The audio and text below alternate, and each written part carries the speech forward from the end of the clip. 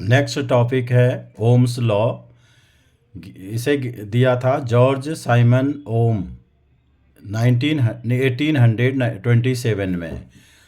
ये लॉ एक रिलेशन देता है current flowing through a conductor, किसी भी वायर में बहने वाली करंट और उसके एंड्स पर लगाए गए पोटेंशियल डिफरेंस के बारे में। तो रिलेशन और voltage and current, potential difference and current के बीच में जो रिलेशनशिप बिल्डअप करता है उसे हम बोलते हैं, वो लॉ जो है वो ओम्स लॉ है। अभी स्टेटमेंट क्या है इसका? If temperature remains constant, condition है कि टेम्परेचर कांस्टेंट रहना चाहिए, टेम्परेचर को चेंज नहीं होना चाहिए। जब भी हम इस ओम्स लॉ को स्टडी कर रहे हैं तो उस जो भी हम एक्सपेरिमेंट करेंगे वहाँ पर टेम्परेचर को चेंज नहीं होना चाहिए, temperature remains constant. The potential difference, जो पोटेंशियल डिफरेंस है उसके वायर्स के एंड्स पर जो हमने पोटेंशियल डिफरेंस लगा रखा है, पोटेंशियल डिफरेंस हमेशा दो पॉइंट्स के बीच में होता है। ये वायर है, वायर में कोई रेसिस्टेंस होगा, अभी हम रेसिस्टेंस को समझेंगे। वो रेसिस्टेंस वायर के एंड्स पर हमने पोटेंशियल डिफरेंस अप्लाई कर रखा है। पोटेंशियल डिफरेंस अप्लाई कैसे करेंगे? कोई भी सेल या बैटरी को लगा करके। तो ये पोटेंशियल डिफरेंस लगा, तो जितना पोटेंशियल डिफरेंस लगेगा उसी के प्रोपोर्शनल करंट भी उसमें फ़्लो होगी। तो ये रिलेशन देगा ओम्स लॉ। तो यहाँ पर क्या है कि if temperature remains constant, temperature में हम बदलाव न करें, टेम्परेचर को चेंज न करें, तो जो पोटेंशियल डिफरेंस होता है, जो वोल्टेज हम अप्लाई करेंगे उस किसी भी वायर के अक्रॉस, तो वो डायरेक्टली प्रोपोर्शनल होगी करंट फ्लोइंग थ्रू इट, उसमें बहने वाली करंट के डायरेक्टली प्रोपोर्शनल होगी। डायरेक्टली प्रोपोर्शनल मीन्स एक सेम रेशियो में वो इंक्रीज़ होगी। अगर वोल्टेज बढ़ती है तो करंट भी बढ़ेगा, वोल्टेज कम होती है तो करंट भी कम होगा। Potential difference is directly proportional to current flowing through the conductor. ये डायरेक्टली प्रोपोर्शनल का सिंबल है। अब अगर हम आई को लेफ्ट हैंड साइड में ले आएँ तो यहाँ डिवाइड में आ जाएगा v अपॉन आई, और यहाँ क्या बच जाएगा? कोई कांस्टेंट। कांस्टेंट हम कब लगाते हैं? जब यहाँ से प्रोपोर्शनल का साइन को हटा देते हैं, इक्वल का साइन कर देते हैं, तो वहाँ पर हम एक कांस्टेंट अप्लाई करते हैं। तो ये कांस्टेंट हमने यहाँ पर r अप्लाई किया, तो v is equal to I R. अब i को अगर हम यहाँ मल्टीप्लाई कर देंगे r के साथ तो हो जाएगा v equal to I into R. ये ओम्स लॉ का मैथमेटिकल फॉर्म है। वेयर r इज़ रेसिस्टेंस, यहाँ पर हम r को रेसिस्टेंस बोलते हैं।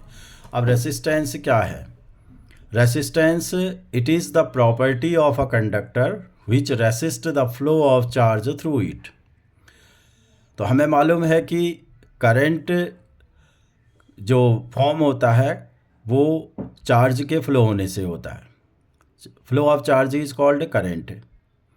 तो कुछ ऐसा जो प्रॉपर्टी है, किसी भी हर एक कंडक्टर की एक प्रॉपर्टी होती है जो कि उसमें फ़्लो होने वाले चार्ज को रेसिस्ट करती है, उसके फ़्लो होने का अपोज करती है, उसे बहने से रोकती है, उसके बहने में रुकावट डालती है।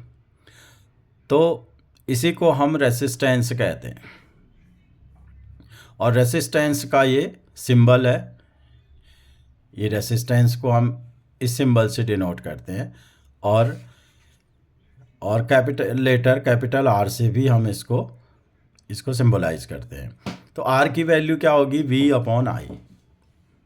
अगर हम इसका फॉर्मूला बनाएंगे तो r is equal to v upon I, क्योंकि यहाँ पर v is equal to I into R. अब ऐसा यूनिट, क्योंकि रेसिस्टेंस भी एक फिजिकल क्वांटिटी है, जो भी फिजिकल क्वांटिटी होती है उसका कोई एक यूनिट होता है। यहाँ पर इसका ऐसा यूनिट होगा v potential difference unit of v upon unit of i। Equal to unit of V, potential difference का यूनिट होता है वोल्ट और करंट का यूनिट होता है एम्पियर।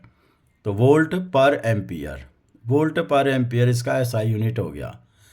और इसको हम ओम से डिनोट करते हैं, OHM, जॉर्ज साइमन ओम के नाम पर इसे हम ओम से डिनोट करते हैं। अब इसका सिंबल ओम का क्या होता है, ओमेगा, ये ग्रीक लेटर है ओमेगा, और हम इसको रीड करते हैं ओमेगा से, यानी कि ओम को सिंबल में हम लिखेंगे ओमेगा।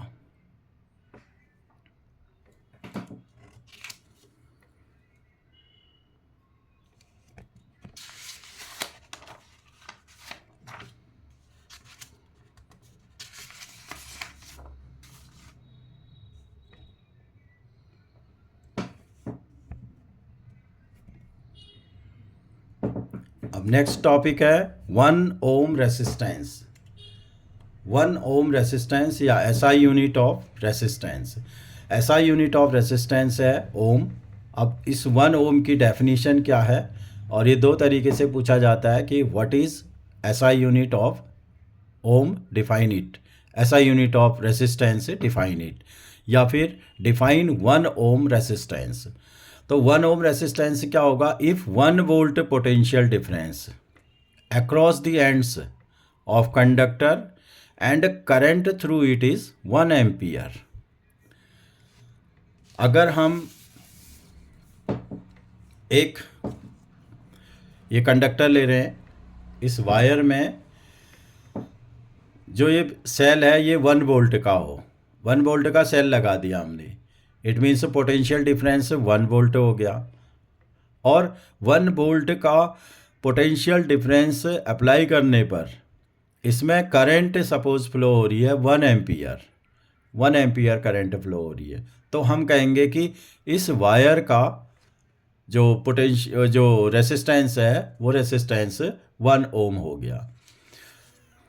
तो 1 ओम रेसिस्टेंस क्या हो गया, if 1 volt potential difference across the ends of conductor, किसी तार के एंड्स पर हमने 1 वोल्ट का पोटेंशियल डिफरेंस अप्लाई कर रखा है और उसमें करंट फ्लो हुई 1 एम्पियर, तो रेसिस्टेंस उस वायर का हो गया 1 ओम।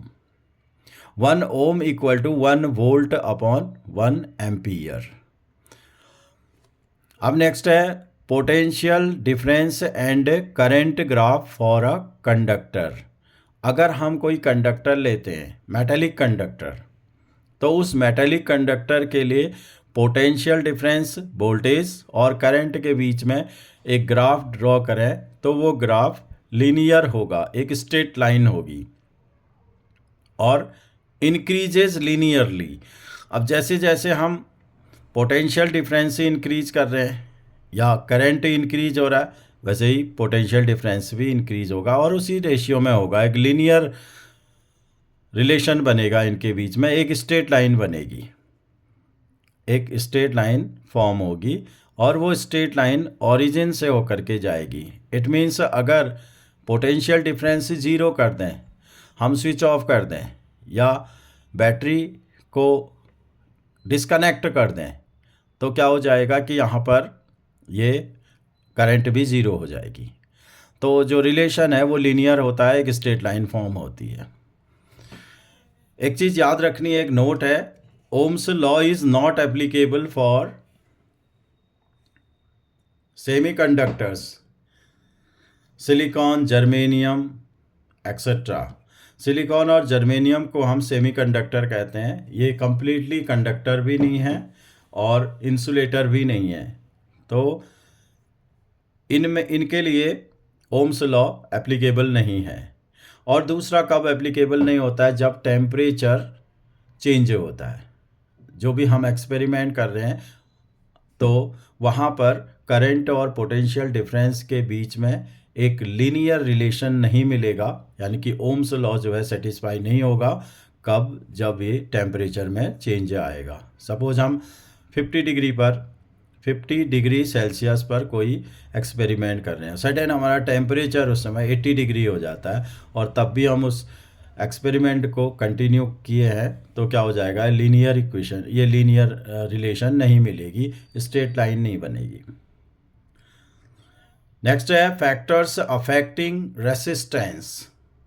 अभी रेसिस्टेंस को अफेक्ट करने वाले फैक्टर्स क्या हैं, कौन कौन से फैक्टर्स हैं जो रेसिस्टेंस पर अफेक्ट डालते हैं। एक तो है लेंथ ऑफ कंडक्टर, एक तार है हमारे पास, उस तार का कुछ रेसिस्टेंस है, अगर वैसा ही लंबा तार हो, उससे लंबा तार हो तो उसका रेसिस्टेंस चेंज हो जाएगा। और कैसे चेंज होगा, लेंथ इंक्रीज होगी तो उसका रेसिस्टेंस भी इंक्रीज हो जाएगा।